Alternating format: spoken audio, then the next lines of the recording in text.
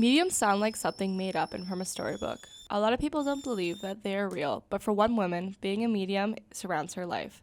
Emma Smallbone is a local medium and photographer. She runs her business out of her home in Pushlinch, Ontario. Well, I've known that I've been a medium since I was about 3 years old. I've always seen things, so I didn't necessarily know that I was seeing ghosts at that age, but I knew I was seeing things that other people weren't. And then the big kind of moment for me was when I was 8.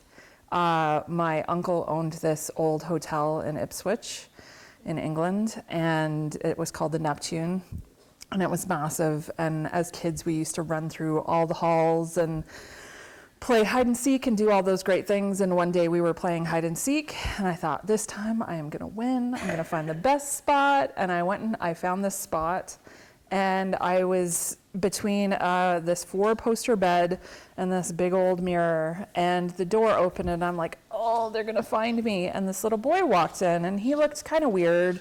He was wearing like wool jacket and wool pantsuit or whatever, and I was like, oh, okay. So I just said, come here, and he sat down beside me, and we started talking. And I mean, I don't remember what we talked about, but then everybody else came bursting in, and I looked over at him, and he just did one of these, and I was like, okay, that's weird. And then nobody acknowledged that he was there, and that was the real moment that I was like, oh, they don't see him. He's not here. So that was the moment that I completely understood that I was seeing things that nobody else saw. The thought of seeing ghosts would freak out most people, but for Smallbone, it just seems natural. But for me, it's always been there. Like I always see, it doesn't manifest the same way as it used to when I was a child, because I can hear them now. But I just used to see people standing in the corners or by my bed, and it was normal for me. It wasn't something that was, out of the ordinary, so it never frightened me.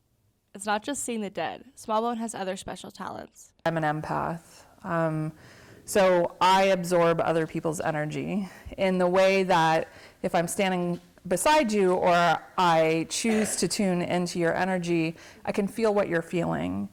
And before I knew what the definition of that was I was going around open all the time, and I was taking on people's energy, and I was really depressed. I had major anxiety, all sorts of things I would take on. I could never be in a situation and just be chill, because I could feel everybody else's anxiety.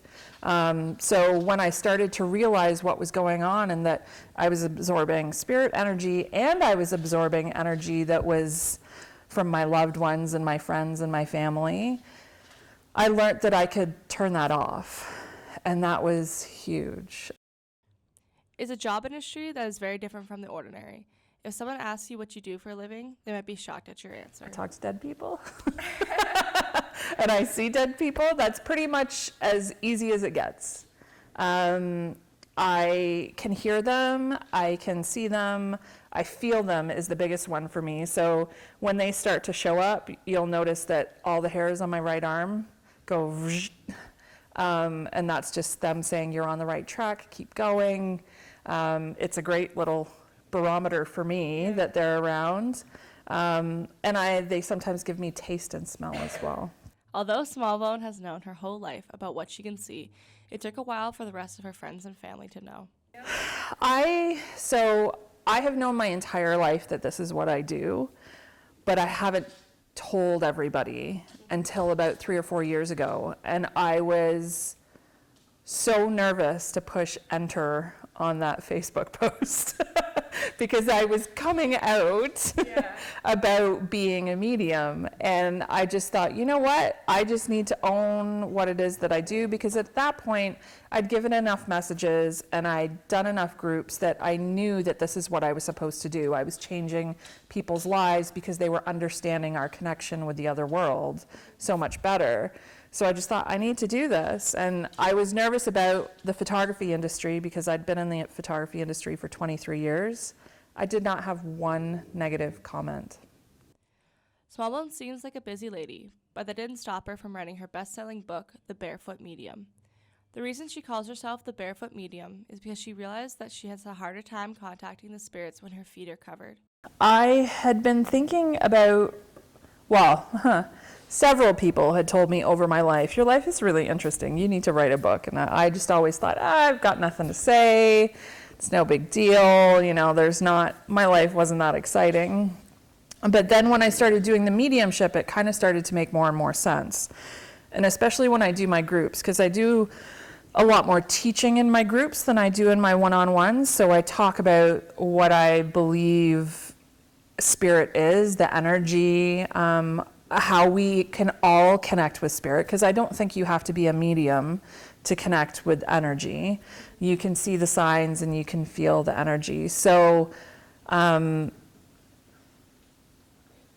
just wanted to get that word out there. I wanted people to know that I'm awesome, but I'm not that awesome. Like, everybody can do what I do. And I think the book was a way of doing that. And when my dad passed last February, it really started to hit home that I needed to let people know that they can connect with their loved ones. Yeah. Most people think ghosts and spirits have to have their bad sides, but Smallbone believes otherwise. People ask me all the time, do you believe there's evil? No, I don't think it exists at all. There is no evil in the world. There are evil people that take positive energy and make it bad, but there is no evil energy. Yeah. Although there's been a lot of research to prove that mediums aren't real, there's no way to get inside of Smallbone's head, who says otherwise. Well, I would just say that's really unfortunate that you think that. I know that this industry, just like any other industry, there are people that really aren't mediums. But I think the way that I can prove to you that there is spirit is we're all energy. From the moment we are born, there are synapses going in our brain.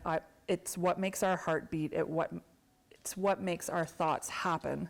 That is energy. It's scientifically proven that you cannot destroy energy. So when our body fails us and it goes by the wayside and you die, your energy is still here. See, they're getting excited when I say the right things. Our energy is still here, and I truly believe that that's what I'm tapping into, is that pure energy, whether it's a memory or whether it's their thoughts right this moment. Nobody can ever prove that because you can't get inside my head.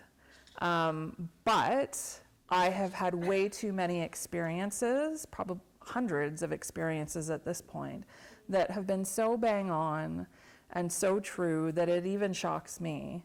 And that's why I'll keep doing it. Some students at Conestoga College feel that mediums can be a real thing. I just kind of have this intuition about it. I've always kind of felt drawn to that kind of thing, so. People may not understand how mediums work, but they are interested in contacting their loved ones. I tell people all the time that I think when we're born, we should be assigned two things, and that is a psychologist and a medium. Because we're not perfect, for one. And then two, what you have to realize is every single person that came before us, our ancestors, so your mom, your dad, your grandfather, your great-grandfather, all of those people are standing right behind you, wanting to push you in the right direction, and they want the best for you. They want you to live your best life. And it's so unfortunate that 90% of people in this world refuse to even acknowledge their existence. And all you need to do is open that door and say, hey, where am I headed? And they'll show you.